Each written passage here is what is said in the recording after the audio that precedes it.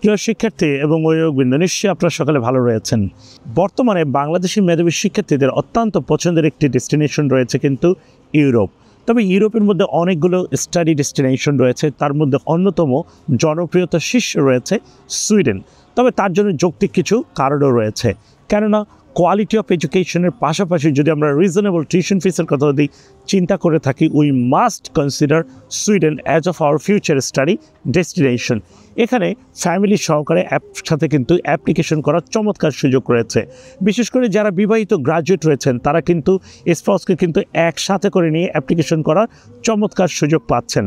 On the other hand, যিনি study পারমিটে আসবেন as a student ভিসায় অ্যাজ এ মেইন অ্যাপ্লিকেন্ট হিসেবে, তিনি কিন্তু কোনো ধরনের রেস্ট্রিকশন ছাড়াই উইকলি আনলিমিটেড ওয়ার্ক করার কিন্তু তার সেই সুযোগ রয়েছে। Not only that, on the other hand যারা স্পাউস ভিসায় আসবেন তারা কিন্তু from the day one you can work without having any restriction, অর্থাৎ আপনি ফুল টাইম জব করতে কিন্তু পাচ্ছেন। অন দ্য আদার হ্যান্ড যাদের চিলড্রেন রয়েছে এক বা ততোধিক, তারা কিন্তু চিলড্রেনদেরকে নিয়ে একসাথে অ্যাপ্লিকেশন করার যেমন সুযোগ পাচ্ছেন, ঠিক তার সাথে সাথে চিলড্রেনরা কিন্তু অ্যাজ এ কোনো ধরনের টিউশন ফিস ছাড়াই কিন্তু সুইডেনের স্কুলগুলোতে পড়াশোনা করার কিন্তু চমৎকার সুযোগ পাচ্ছেন। মোস্ট ইম্পর্টেন্টলি, সুইডেনের একটি ভিসা দিয়ে আপনি কিন্তু ইউরোপীয় ইউনিয়নের রেস্ট অফ দ্য কান্ট্রিগুলো কিন্তু খুব সহজেই উপভোগ করতে পারছেন।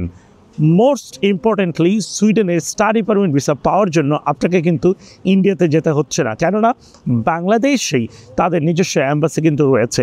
সুইডেনে টোটাল 37 ইউনিভার্সিটি থাকলেও তাদের মধ্যে 31 ইউনিভার্সিটি কিন্তু বাংলাদেশি মেধাবী শিক্ষার্থীদেরকে অ্যাজ এ ইন্টারন্যাশনাল স্টুডেন্ট হিসেবে তাদেরকে কিন্তু অ্যাকসেপ্ট করছে, যার অ্যাপ্লিকেশন রাউন্ড শুরু হয়েছে 15th of October 2025।